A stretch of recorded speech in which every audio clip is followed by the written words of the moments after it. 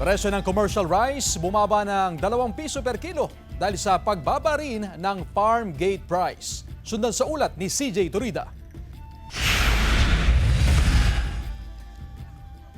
Isang kilong bigas ang binili ni Buboy sa Kalasyaw Public Market kaninang umaga. Kapag nakaroon ng budget, di bilhin na ako ng 10 kilo ulit. Aabot ng na higit sa 10 araw yun. Bumaba ng 2 piso ang presyo ng well-milled rice na dating 45 pesos per kilo.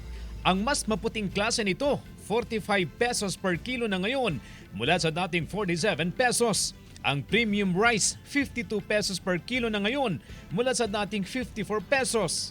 Ang farm gate price ng palay bumaba sa 17 pesos. So yung presyo ng meal bumaba rin.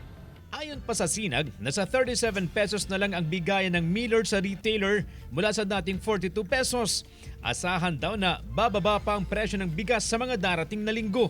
Marami rin daw supply ng bigas ayon sa mga negosyante, na isa rin sa nagpapababa ng presyo nito. Maraming supply. Opo. Saan po galing yung mga supply nyo? Mayroon dito, mayroon sa Cagayan, may New Betsy po. Kasama si Henry Duminsil, CJ Torida, One North, Central Luzon.